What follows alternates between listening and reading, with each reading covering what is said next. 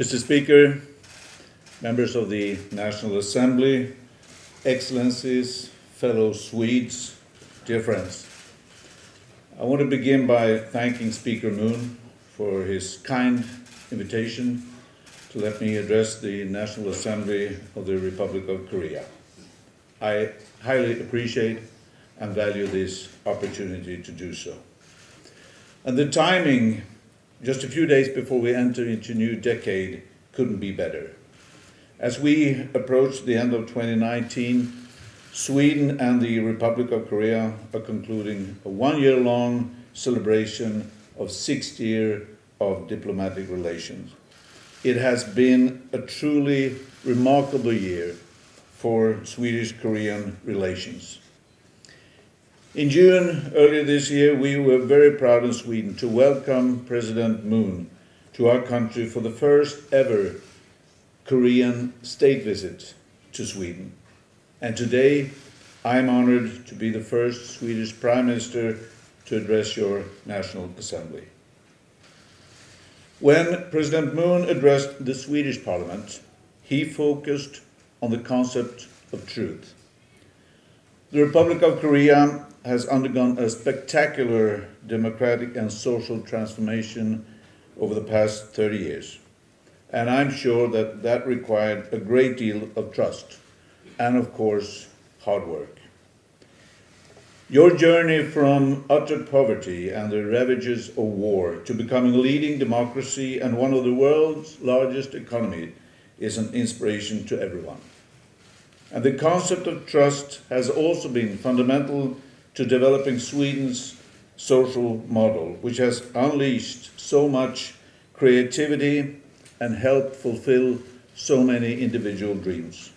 So today, I would like to build on what President Moon said in his speech in Stockholm, and I would like to talk about another kind of trust.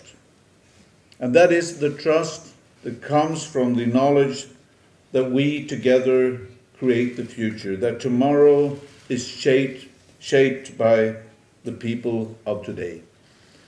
And I believe that inspiring faith in the future is a politician's most important task. Individuals should look forward to tomorrow, safe in the knowledge that their hard work will provide a prosperous future for their children. Now, both Sweden and Korea are used to harsh winters, but we both know at the same time that spring will always come, no matter how harsh the winters have been. And the following poem by the renowned Korean poet Yoon Sung-do could also be a poem about Sweden. And to me, it symbolizes the conviction we share that harsh weather, be it meteorological or political, do not last forever. And I quote, "Have the rigors of winter passed? Are the snowy winds gone? Spring's breath shimmers across 10,000 hills. I'll open the lattice door at daybreak and look at the light in the sky." End of quote. We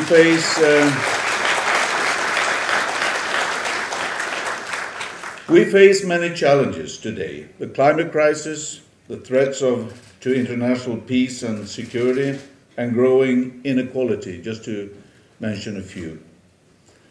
But today I would like to explore how our countries can work together to tackle those challenges and to build faith in the future and look at the light in the sky.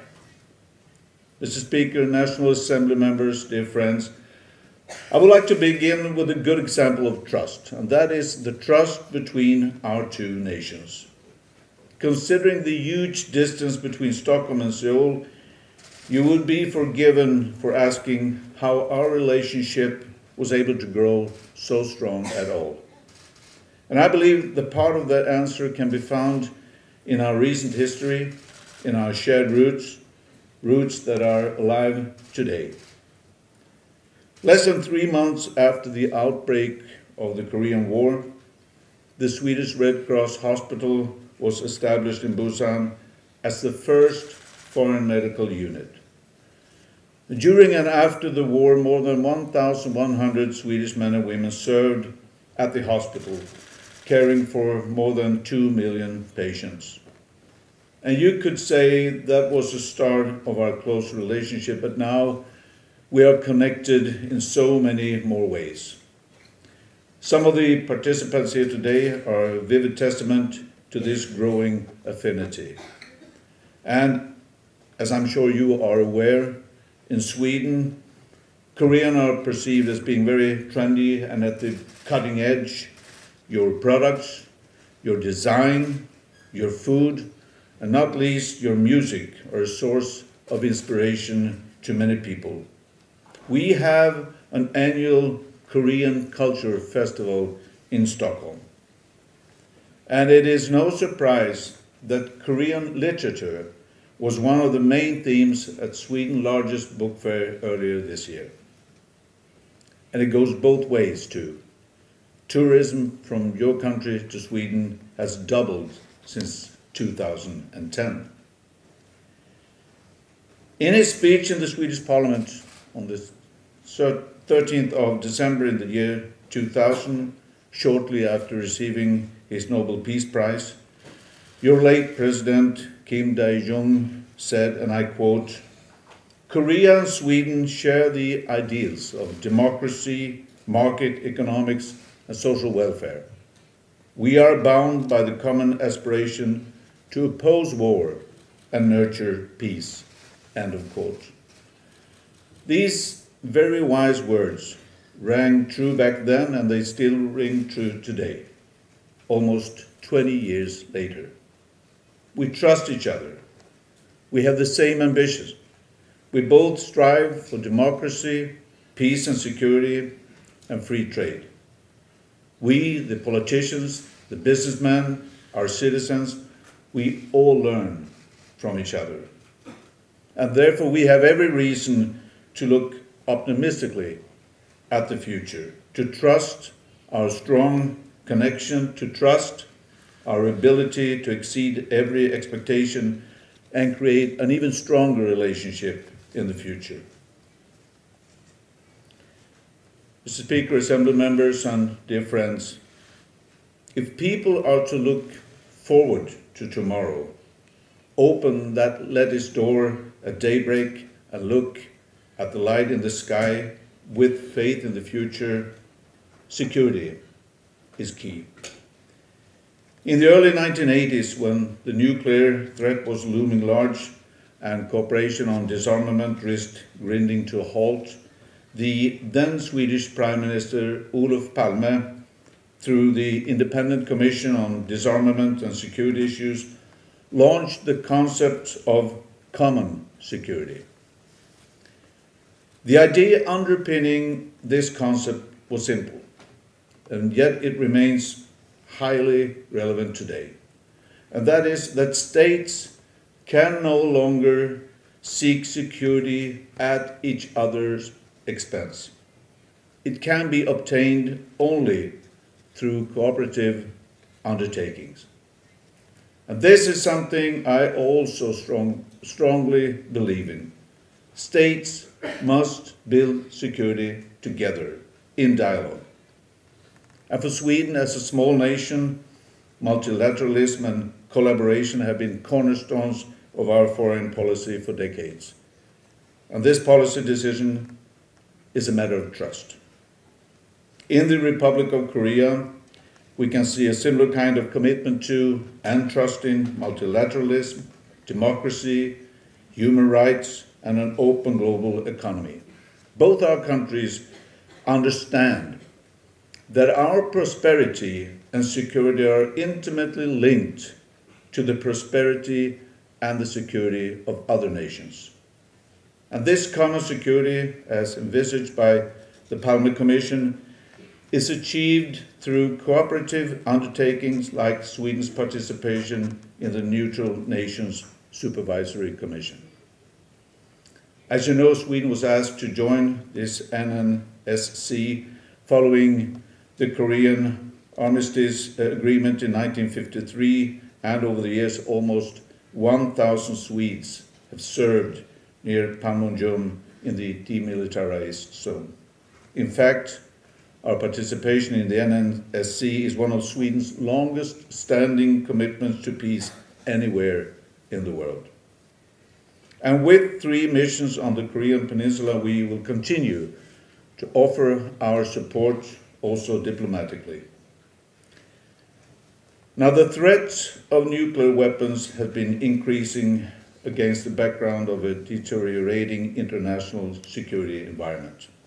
This is, of course, acutely felt on the Korean Peninsula.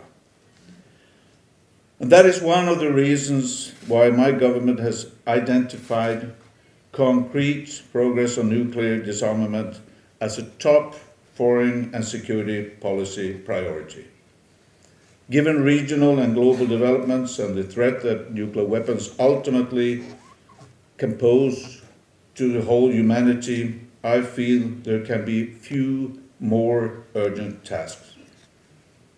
The Non-Proliferation Treaty Conference in 2020 will be crucial to this end, and today we are more convinced than ever that the dismantling of nuclear weapons is needed to strengthen global peace and security, including on the Korean Peninsula.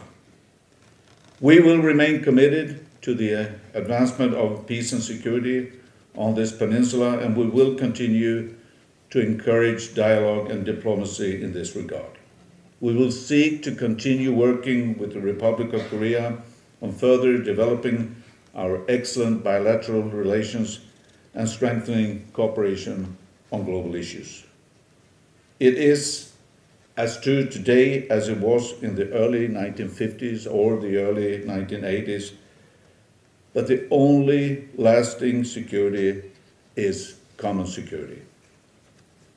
However, the security challenges now facing us are broader, more complex than ever before, and they can only be met by cooperation, and this is how we can ensure common security as we enter the 2020s.